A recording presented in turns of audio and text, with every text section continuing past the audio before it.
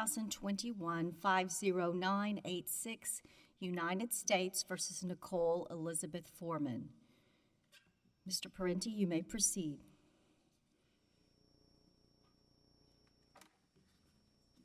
Good morning. May it please the court. My name is Mark Parenti and I represent Nicole Foreman. First, I'm going to address the Confrontation Clause violation and then the harm. And later, if the court wishes, I can address the hearsay violations. The government cannot meet its burden in this Confrontation Clause case of establishing that the evidence at issue is non-testimonial. The government admits the obvious in its brief at page 19 that the alien smuggling investigative report at issue here was prepared for criminal investigations. As for the statements of the men contained in the report, Crawford makes clear that statements taken by police officers during the course of interrogations are testimonial. The government does not address the statement by Agent Lysario contained in the report that the men, after he interviewed them, were determined to be aliens. Was he listed as a witness ever? Ma'am? Was Lysario ever listed as a witness? No, he was not listed as a witness, and that's in our brief we cite to the government's witness list. Does this only apply for the conviction for transporting illegal aliens, or do you also believe it would be applicable for the conspiracy? And if so, how would that work? Because it does seem there's some other evidence in the record regarding the conspiracy. A significant amount of evidence, perhaps. My learned friend is correct that evidence of proof of aliens is not necessary to prove a conspiracy to transport aliens. However, as my learned friend does recognize in his brief, that this court in Jones and Hayman held that where the conspiracy is closely linked to the underlying crime, this court will find harm. And the conspiracy of transporting aliens is manifestly closely linked to the substantive offense of transporting aliens. The fact that the government if the government proved that the people that Ms. Foreman were with in the car were aliens, that would strongly suggest her participation in a conspiracy to transport aliens. So the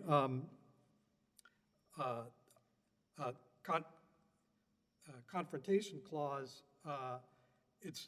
was violated here because the statements were testimonial.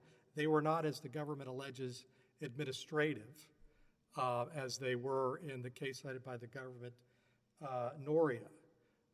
In Noria, this court found that the statements contained in the record of an inadmissible or deportable alien were administrative because those were taken in the processing of inadmissible aliens in a routine and non-adversarial setting. Here, the evidence, the statements by the men and Mr. Agent Lysario's statement after interviewing them were made for the primary purpose of a criminal investigation. Here, the criminal investigation of alien smuggling or transporting aliens. And what other way could the government have gotten this information before the jury as to the alien status? There are a number of them. The usual one is they could have the purported aliens testify at trial. Oh, they were deported. They all deported before trial. They were. We know that they were not present by the testimony of Mr. Sands. The usual process is that the government makes the purported aliens available for material witness depositions. I conducted my first one of these 20 years ago. It's a standard process in the Western District of Texas. Don't we have a case that discusses how the government has a responsibility to not let these people get in the wind and that they either need to do this type of deposition or hold them or make so that they will stay available in some sort of way? I thought we had a case on that. Yes, Your Honor, Foster was the case. You're probably remembering. And in Foster, that El Paso case, there were material witness depositions, which we did not even have here. And in Foster, the government, from that record, the government did not, the court did not find that the government made sufficient efforts to make those men available after that material witness deposition. Here, we didn't even have that. Here we had proof of alienage by a piece of paper that another Border Patrol agent read off of, that Agent Sands reading off of the report of Agent Losario. And Agent Sands testified he didn't even speak to any of the purported aliens. And of the 4 witnesses the government put on a trial, none of them spoke to the aliens. Can you remind us about what was done before the district court to explain to the district court that this had a hearsay, even if it were a business record as to part of it, that the other part wouldn't be proved up because it was hearsay statements by others? Was that thoroughly explained to the district court? Yes, Your Honor, there was a well-briefed and extensive motion in limine by trial counsel. But was it objected at then again? It was the objections. Stage? The objections, Your Honor, were confrontation clause and hearsay. And later at trial, trial counsel discovered that it was hearsay within hearsay. That Because Agent it seems Losario that was it's pretty basic. That when you have business records and they have statements of others, that's hearsay. Yes, Your Honor. And the one thing that comes clear when you read the federal rules of evidence and their accompanying notes are that business records and public records do not include statements of By other parties contained therein. And particularly by criminal defendants interrogated by police officers. That is, that's clearly set out in the federal rules of evidence. As to the hearsay,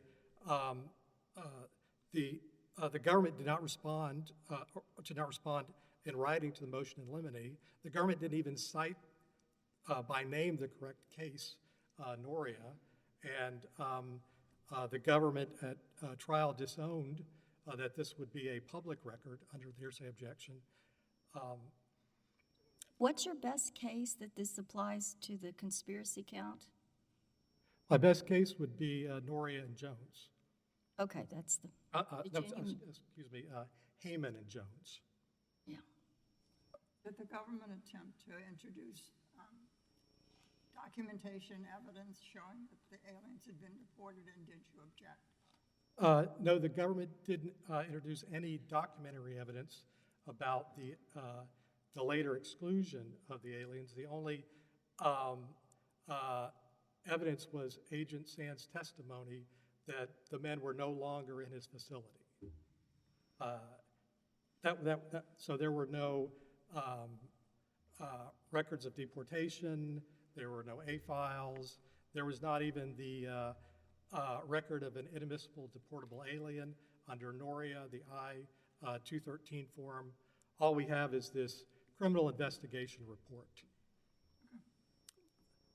The government cannot, and it's not, the court doesn't have to rely merely on the fact that the conspiracy is closely linked to the underlying crime to find harm. The court could look at the factors that in Heyman about how this court or how the government used the evidence at trial.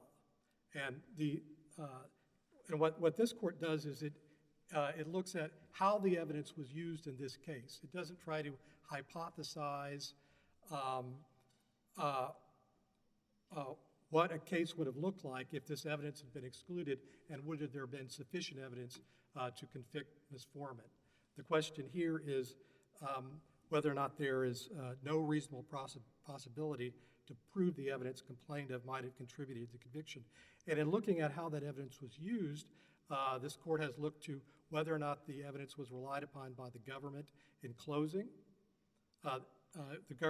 Twice, the record at 488 and at 502, the government referred to this evidence at closing. And the court has found it's more likely than not to find harm if it's referred to in closing. This wasn't a case where there was only fleeting references made to this unconstitutional testimony. It was referred to by the government at 333 in its opening statement. It was used extensively in its case in chief, explicitly to prove citizenship. And again, it was referred twice and relied on twice in the closing statements. This is not a case where the unconstitutional evidence was only used to prove an uncontested element. The government admits in its brief at 23 that Ms. Foreman contested the alienage of the men found with her, her knowledge of the alienage, and her knowledge of the scheme. In the government's closing, it's interesting, if you read the government's closing, it was basically constructed for it to prove up that there was an agreement between Ms. Foreman and Mr. Cannon to transport aliens. It started off its closing by saying, this is a case about a partnership in crime, and you've heard plenty of evidence as to what picking up to pick up people means. And that was kind of the ambiguous phrase at the center of this case. And then the court attempted to marshal its evidence to prove what picking up people meant. And in its theory of the case, picking up people meant picking up aliens. And at 488, the government explicitly said, you heard from a Border Patrol agent to that end that none of the people found with Ms. Foreman were citizens of the United States. So it was central to the government's proof of conspiracy as used in its closing statement. And in fact, Sarley asked, the Sarley court asked, well, where can we find a statement in closing argument to show how the evidence was used? Here we have that statement where the government is using it, the proof of alienage, to prove that there was an agreement with Ms. Foreman and Mr. Cannon to transport aliens. That's what to pick up people meant.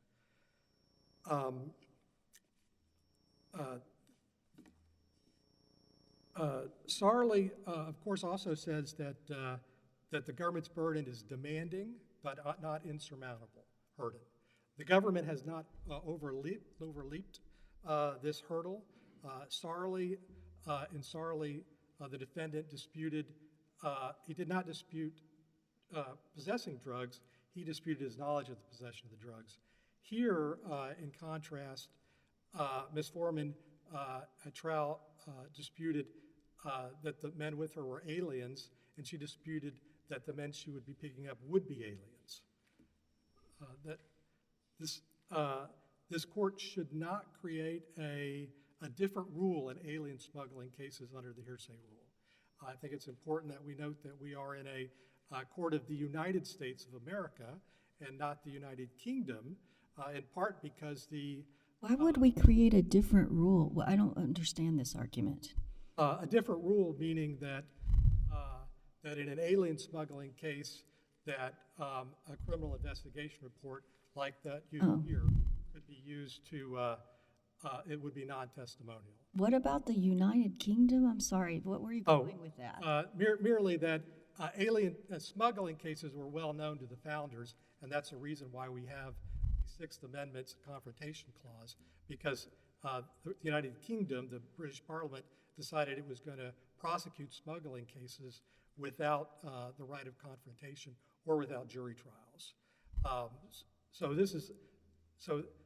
the Confrontation Clause in the Sixth Amendment and smuggling in general was something well known to the founders, and we don't need a special rule to deal with these contingencies. We should apply the Constitution and the Confrontation Clause as written.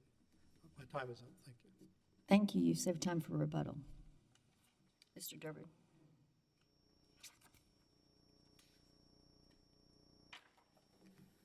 Good morning. May it please the court. Richard Durbin for the United States. I'll start with the harmless because I think it's our strongest argument, especially as to the conspiracy, but I think harmless applies to both of the counts. The document that was entered that established that the individuals taken from Ms. Foreman's vehicle were born in Mexico and identified themselves as having been born in Mexico did not go to prove her knowledge. And the conspiracy goes to her knowledge or belief that they were aliens that she was agreeing to smuggle. They didn't have to be aliens for her to conspire. They could have been totally mistaken about their alienage. And the evidence of the conspiracy was very substantial. For conspiracy, they don't have to be aliens, but for the other one, they For definitely. the other one, they do have to be aliens. So do you think that one has a chance? I do, Your Honor, and this is, as I run through it, the harmless analysis looks at first the government's use of the evidence. The government used the evidence to prove alienage. It was not a complete element of the offense. The element of the offense was that they transport aliens who are unlawfully in the United States. The testimony and the document, Government Exhibit 5, did not establish they were unlawfully in the United States. There was testimony from Agent Syons that they were all returned to Mexico. The process is not in the record. I don't know if it was voluntary return, deportation, reinstatement of removals. That's not in the record, but his testimony was he knew of his own that they had all been returned to Mexico, which is evidence, is additional evidence that they were aliens, that they were not citizens of the United States. Another circumstance that the court looks at in assessing harmfulness or harmlessness is how important that evidence was and whether or not it was cumulative. And I'd submit to the court the circumstances strongly proved that she was transporting aliens. 1 o'clock in the morning, remote Van Horn, Texas. She drove several hours. It was her vehicle that was used for the transport from Odessa to this remote location in Van Horn. When she was with Ira Cannon at the residence where he was getting directions on where to go pick these people up and where to return them to, she said in her post-arrest interview, she dropped a pin on her phone for the location of where the drop-off would be.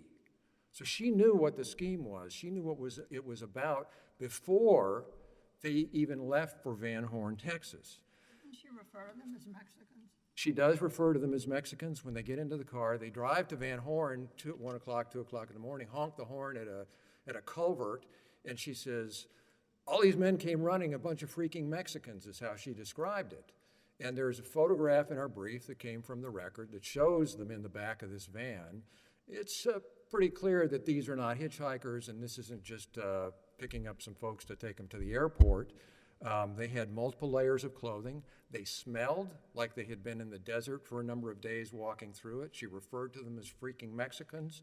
And she also talked with Cannon. Both she said in her statement and Cannon testified that she talked about the payment. She was going to get half of the money he was going to get, which he said was $14,000. And she was cogent enough to ask, well, they're all from Mexico. How are you going to get the money? So she knew what this scheme was about. She certainly knew that she was involved in a conspiracy to transport aliens unlawfully. And when she was pulled over, she immediately texted her husband. The first thing she said is, I think I'm going to jail, but I was just trying to get us some extra money.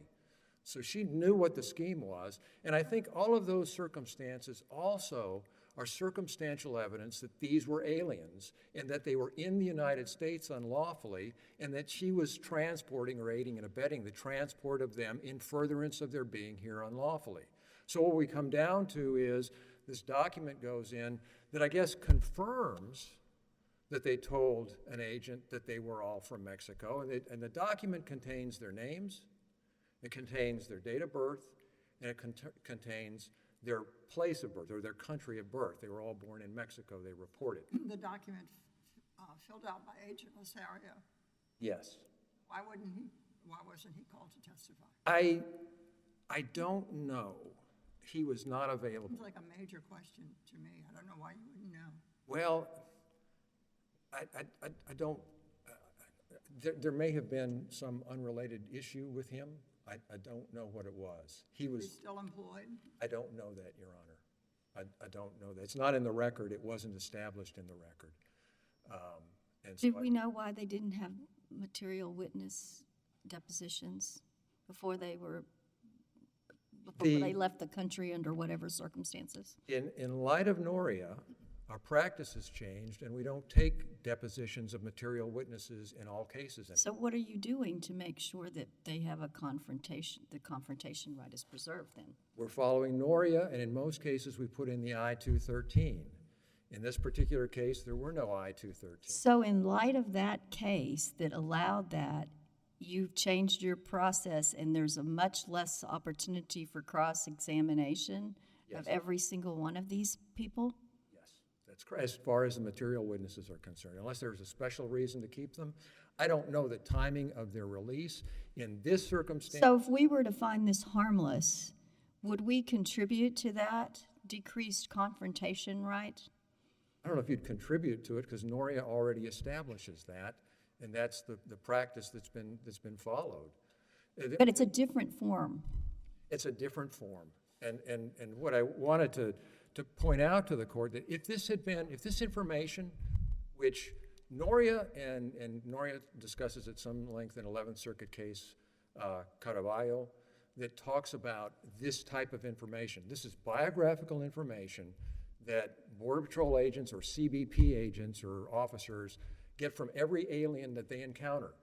Not just smuggling cases, but every alien they encounter. In this particular case, I don't believe 213s were done on each of them because they were removed quickly because, as Agent Syons referred to in his testimony, they had experienced over the last 9 months in this region an enormous influx of people coming across the border. And a large part of what Border Patrol does is not simply investigate criminal violations, but they're also involved in the administrative process of removing or sending aliens back to the country of origin. And that's what was going on in this instance. And I think what happened in this case is the form that was used to document that information, which would be used in connection with the administrative function as to those aliens, was put on this investigative form. They didn't do a separate 213 in this particular matter as to each of the aliens because they were expediting their return to Mexico. Why do you think that you started off with harmlessness, so I think that means that you think that the court probably erred. Well, can you address that? Because because it would seem to me that it's testimonial and it's separate. It's from a third party. So can you help with that? Yes, in part. As to whether or not it's testimonial, as I read Noria, what Judge Higginbotham said in that case was that for a Form 213, the declarant in that form is not the officer who fills it out, it's the alien who provides the information. So the hearsay and hearsay isn't a problem because the declarant was the aliens themselves. And so that the document itself... But it's not the alien's business record. It's that why would that take away the confrontation right because they put in some form of someone else's that was kept by someone else? That making that person the declarant, how does that solve the hearsay problem? Well, because the declarant is the alien, and it's in a record that is admissible and that the district court admitted under essentially an analogy to a business record. But a police record, I mean, basic police record, they have witness statements in those too. That would be the same exact thing, and those would not be admissible, those witness statements. Well, those And aren't the admissible. basic. I think under Rule 803.8, specifically, they're not admissible because it excludes reports by police officers. So then under the hearsay rule, it would be excluded. But as I understand Noria, Judge Higginbotham has held essentially that the declarant in those forms is the alien himself, and what the officer is doing is simply reporting and writing down what the alienage is and what that information is, and that's in that record, and the record, therefore, is admissible.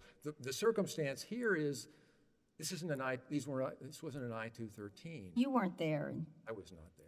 so did they? Was there any concern about this hearsay? The government didn't even respond to the brief in the district court. No, the government, what the government did is, as I understand it, it didn't cite the case, but I think the case the government was referring to was the Noria case as the case that allowed its admission. And the district court specifically asked, in laying the foundation, page 364 of the record, the district court, it was identified as an alien smuggling case report. And does the report also include the citizenship of the people involved? Yes. Is it made in every smuggling encounter? Yes. And is that regardless if the case is going to trial? Yes, sir. And then a few pages later, the district court, in admitting the document, confirmed that it had been that the information was not taken for the purpose of going to trial in a criminal case. And so the district court, I think, was recognizing it's not we didn't offer it as a public record.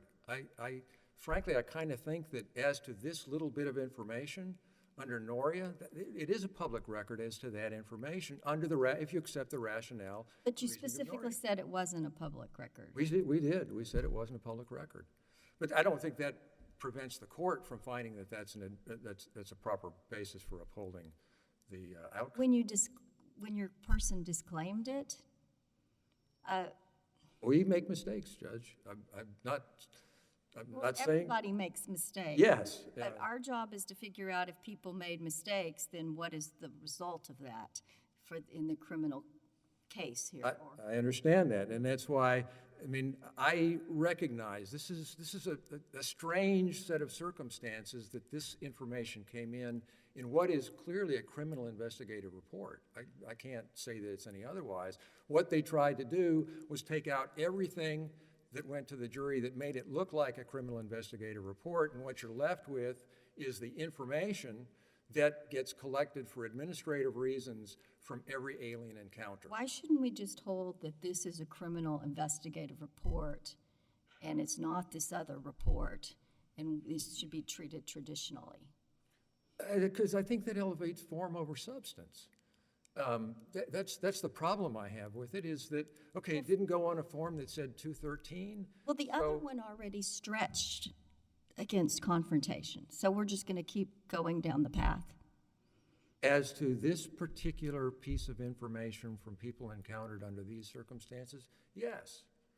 Okay. I think so. What if, assuming arguendo, and I'm not foreshadowing, Sure. that you prevailed on your conspiracy argument but not on the alienage count, what result? Well, I think the result would be that the conspiracy would stand. We would probably not go forward in a retrial on the substantive count. No, I mean, would we have to remand? We remand Yes, for the. yes. Oh, I'm sorry, I was 2 steps down the road. No, I'm just. I apologize. No, you would. I think that you'd have to find that the admission of the evidence affected count 1, and that it was not harmless. And I think that on this record, it was harmless, and for the reasons that I've already stated. I don't think it affected the jury's deliberation or outcome in this case because So would re-sentencing on the conspiracy or not? What are we remanding for? That's what if we were going to remand.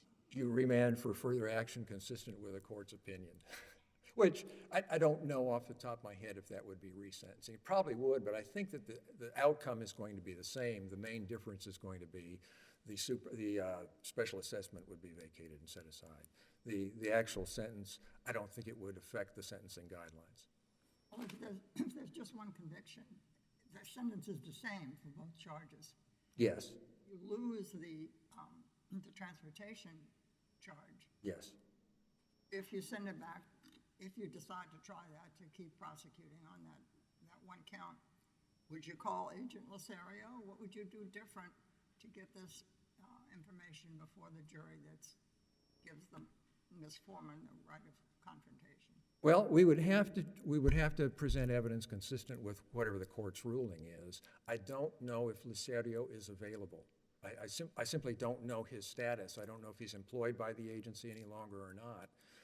And if this court's ruling is, well, you have to have him because there's a hearsay problem, then under that circumstance, my guess would be, I can't commit to it, but my guess would be we wouldn't have evidence to go forward on that. But I don't have that information. The lawyers who tried this case are no longer with the office. And so I have some institutional knowledge that I tapped into. By the way, I don't want to make things more complicated, but I looked into Government Exhibit 5, because if you look in the electronic record on appeal, Government Exhibit 5 does not have redactions that fully correspond to the discussion in a trial about what exhibit went back. Because, and what I've been able to piece together is, we filed an electronic version of 5, but during the process of admitting the document, there was more discussion and there were further redactions. So there was a hard copy that didn't make its way into the record, but had the redactions that are consistent with what is described in the transcript. And I think it's at pages 370 or 371 about that part of the transcript. References to smuggled alien were taken out. Reference to smuggling investigation was taken out. And But the document we have is wrong then? I believe so, Your Honor. I believe so. And I got that from the IT person who was in the courtroom who dealt with those records. I think what happened in Pecos is that the right one went in, but it didn't get put into the electronic record at the time. I don't know if you'll notice that, but I noticed it, and so did a little poking around. That's what I found out. As for Lasario, I don't know what his status is. But having said that, I submit to the court the controlling case is, I think, Noria. I think Caballero, or Caraballo of the 11th Circuit is instructive. There is also a case out of this circuit. It's not published. It has no precedential value, but it's cited in the brief. It's Rodriguez, which basically was these facts. And in a very short opinion, the court affirmed the conviction and did not reverse based on or did not find it was improper to introduce a 213 for the purpose of proving the alienage of the people who were being transported.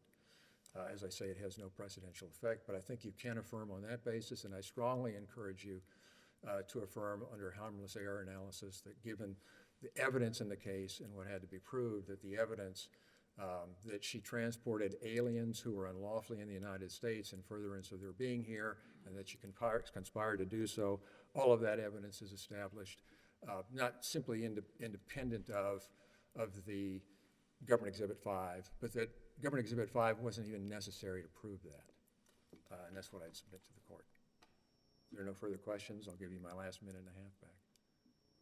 Thank you. Thank you.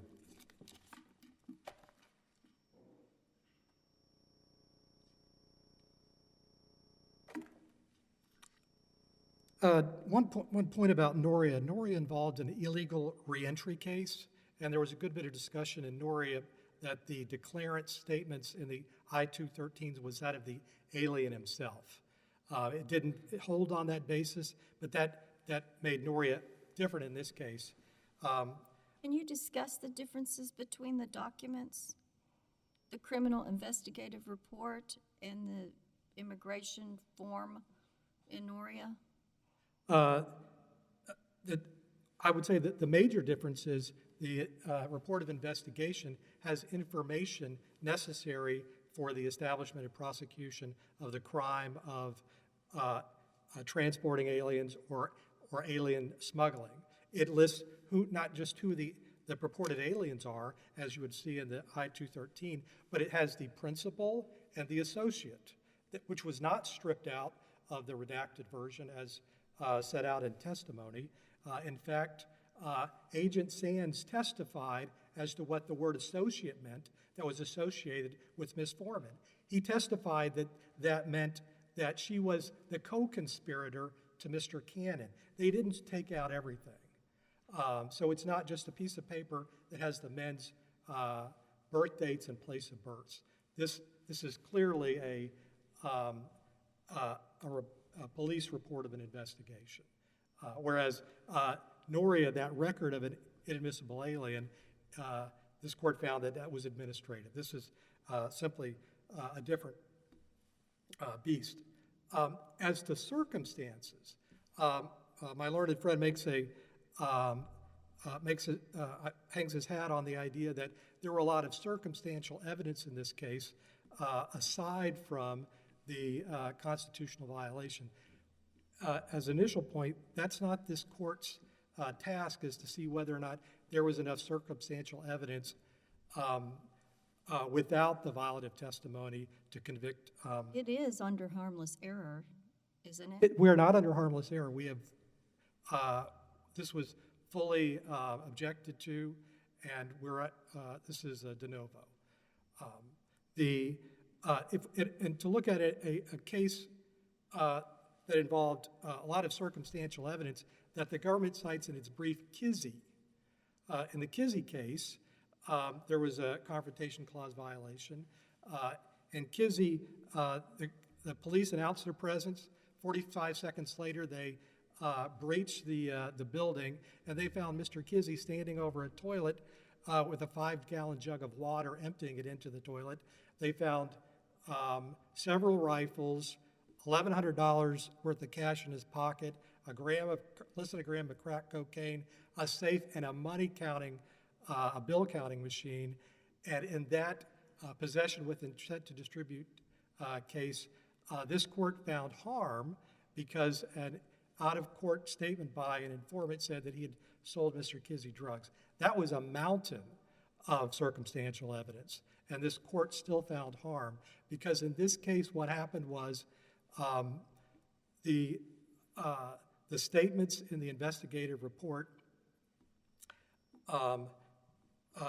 they did contribute to the conviction of both of transportation of aliens, and conspiracy to transport aliens.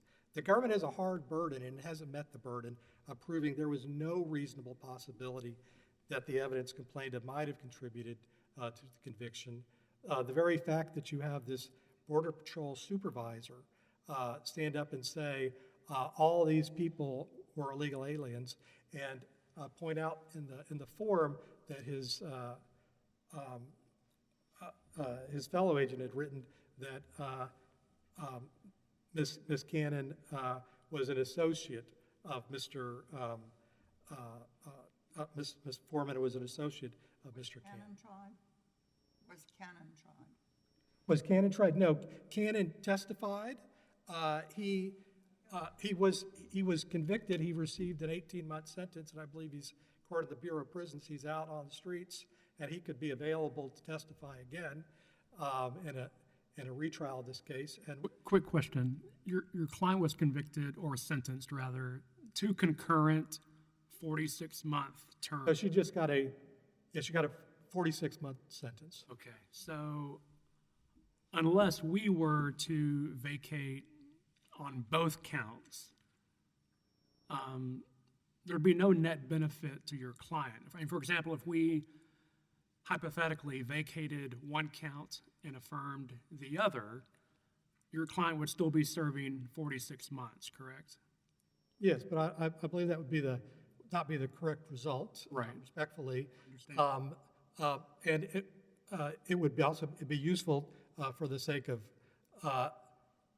putting letting the government know, as would, more importantly, vacating both of these convictions so that the government proves up its cases not by pieces of paper, but with testimony that could be cross-examined and confronted. But vacating one but not the other doesn't improve your client's position. No, Your Honor. On sentence, well, except Right. perhaps a special assessment, but it does change whether she's convicted of 2 or crimes or 1. It would change, and she would get probably maybe get $100 back from her special assessment. Right, and also she wouldn't have the same criminal record. She'd Right. have a different criminal record. Yes, but these two are so closely linked, the conspiracy to transport aliens and the substantive offense of transporting aliens, this court should find harm just on that basis. Okay. Thank you. Thank you, we have your argument.